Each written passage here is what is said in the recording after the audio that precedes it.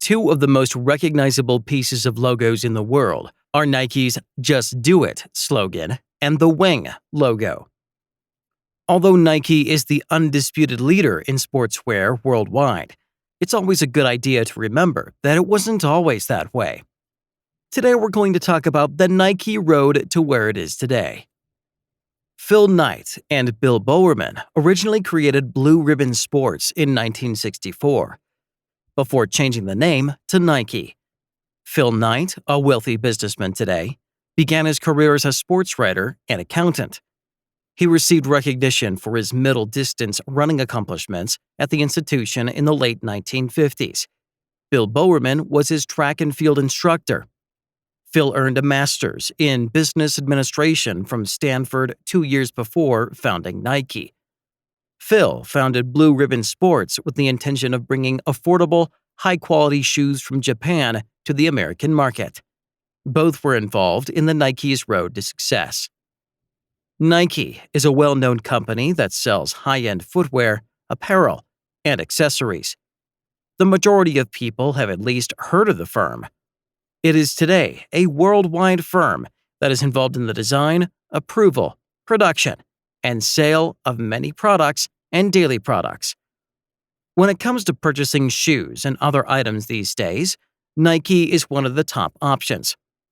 Every product from Nike is of the finest quality, and this is guaranteed.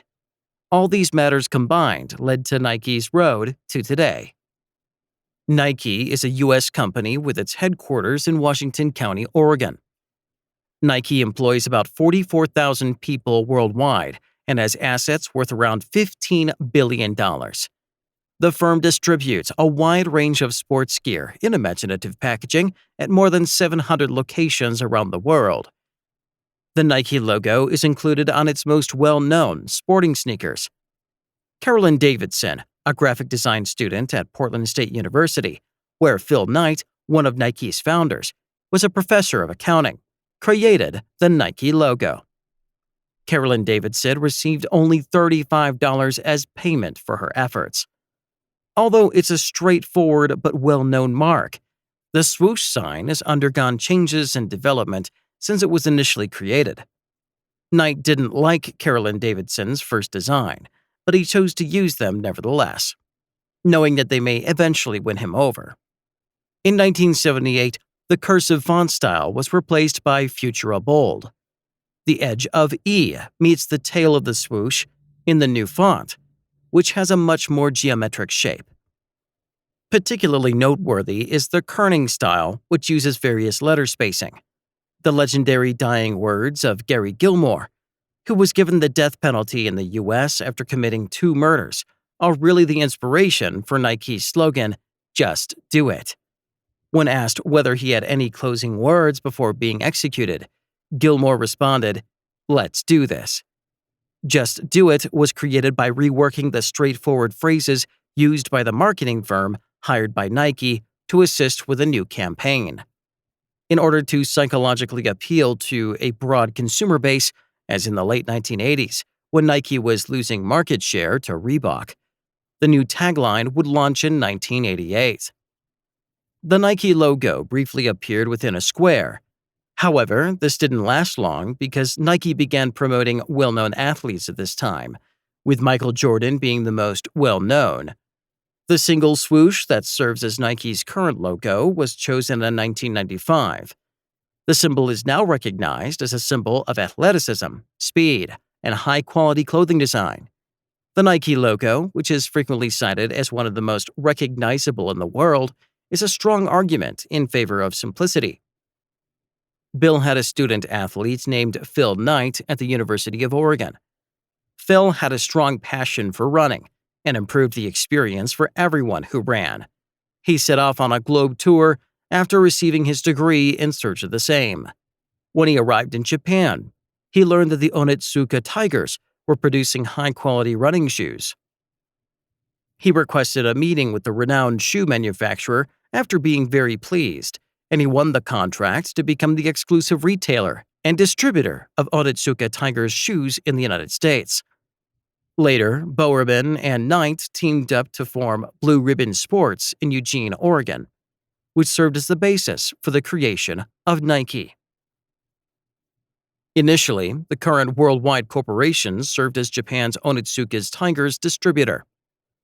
The track athletes at the University of Oregon purchased the shoes once they were imported. Over the course of roughly 25 years, American track coach Bill Bowerman worked with a number of athletes, including numerous Olympic medalists. He came up with the concept of making the shoe soles with a waffle iron, which completely changed the way shoes were made. Bill is also credited with creating the original Nike shoes. He used a method to reduce the weight of the shoes by a few ounces, which made them incredibly quick. Due to the unexpected inspiration provided by his wife's waffle maker, Bill Bowerman created the waffle shoe, a lightweight running shoe with a waffle-like sole.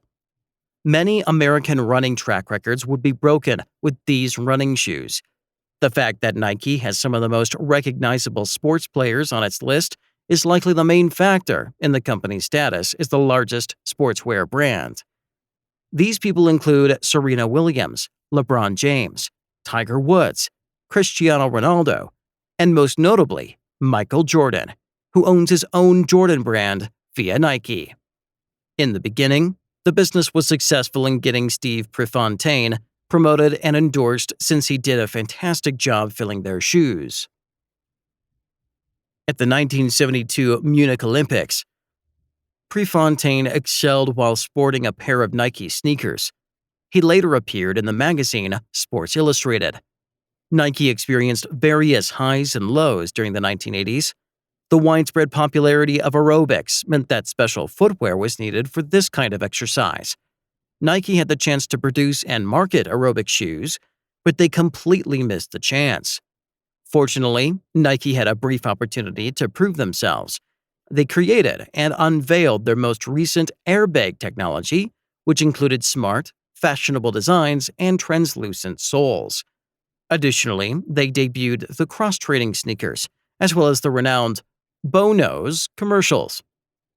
Nike began to expand into other sports and industries in the 90s and 2000s, including clothes, golf, and soccer. Today, the Nike logo may be seen on a variety of products, including sports shoes, casual clothing, workout gear, and fitness technologies. However, more recently, Nike's reputation has suffered as a result of its problematic athletes, such as Lance Armstrong and Tiger Woods. However, there's no denying that the business has a global presence and that it heavily endorses the sports industry. Nike has purchased several small businesses in order to remain ahead of the competition and increase their success. In addition to using celebrities to draw clients, in order to balance the finances, they have simultaneously sold off several minor businesses. There are now 1,096 Nike retail locations operating worldwide. Community support and giving back are two of the brand's main pillars. To do this, Nike has established a number of funds. Community-based groups in America and Europe are supported by the Nike Community Impact Fund. The Nike School Innovation Fund collaborates with Oregon school administrators to raise graduation rates and to better prepare kids for higher education and professionals. As previously indicated, Nike has worked to improve the work environment over the years and has a strong commitment to the welfare of both its own workers and those of any third-party manufacturers. Additionally, and particularly in 2020, Nike undertook a few projects where they produced goods from waste materials that were otherwise destined for landfills. The project has also been improved to strongly resemble the situation in which humans are on Mars with few resources.